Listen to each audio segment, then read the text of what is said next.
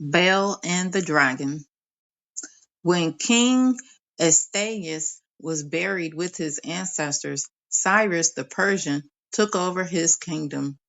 Daniel was a companion of the king, honored above all Cyrus's political advisors. Now the Babylonians had an idol named Bel. Each day they supplied it with 12 bushels of fine flour, 40 sheep, and 60 gallons of wine.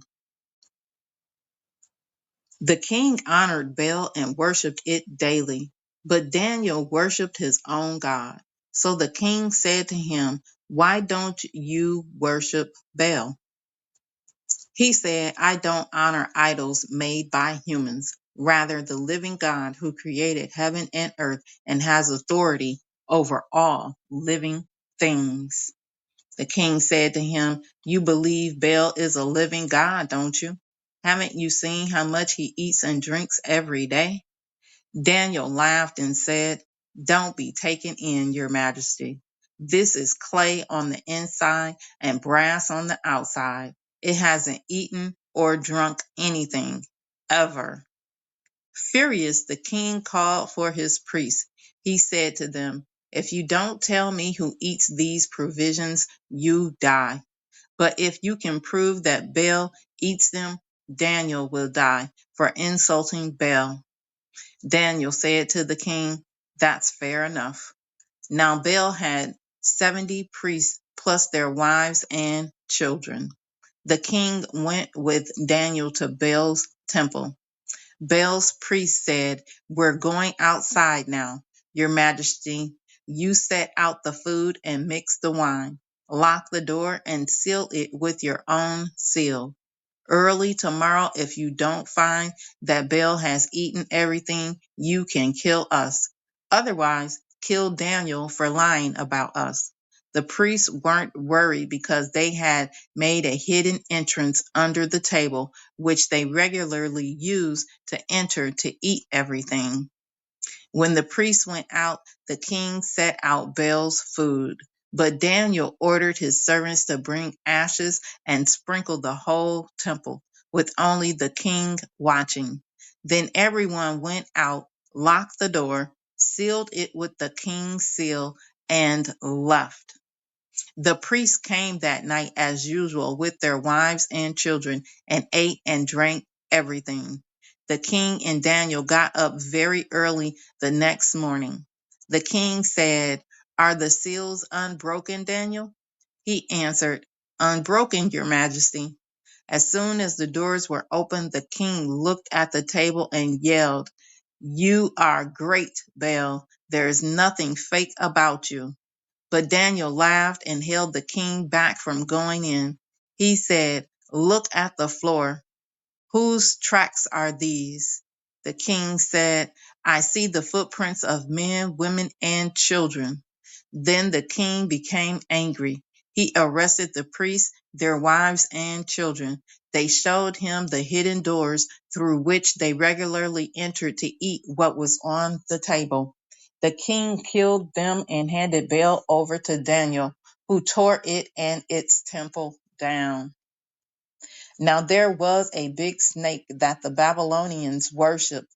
The king said to Daniel, "You can't say that this one isn't a living God, so worship it." Daniel said, "I will keep worshiping the Lord my God, because he is a living God. But your majesty, just give me permission and I'll kill the snake without using a sword or stick." The king said, "I give you permission." Then Daniel took tar and cooking grease and hair. He boiled them down, made patties, and put them into the snake's mouth. The snake swallowed them and burst open. Daniel said, "Look at what you have been worshiping." When the Babylonians heard what happened, they were very angry. They came together as a mob and started toward the king, saying, "The king has become a Jew. He's torn down Baal, killed the snake, and murdered the priests." When they reached the king, they said, "Hand Daniel over to us. If you don't, we'll kill you and your family." The king saw that he was in a bind and was forced to hand Daniel over to them. They threw Daniel into a pit of lions. He was there 6 days. There were 7 lions in the pit. Usually they were fed 2 bodies and 2 sheep daily, but now they were fed nothing, so that they would devour Daniel. At the same time, the prophet Habakkuk was in Judah. He had boiled a stew, put some bread in a bowl, and was carrying it to the people harvesting the field. But the Lord's angel said to Habakkuk, "Take this lunch to Babylon, to Daniel in the lion's pit."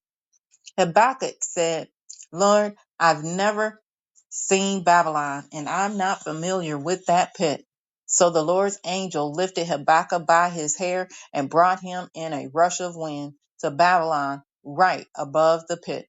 Habakkuk yelled, "Daniel, Daniel, take the lunch that God has sent to you." Daniel said, "God, you remembered me. You don't abandon the people who love you." Daniel got up and ate, while God's angel took Habakkuk instantly back to his own place. On the 7th day, the king came to the pit to grieve for Daniel. He looked in, and there was Daniel sitting there. Then the king shouted out loud, "You are great, Lord, Daniel's God. There is no other but you." He pulled Daniel out, but he threw the ones who had planned Daniel's destruction into the pit, and they were eaten instantly right in front of him.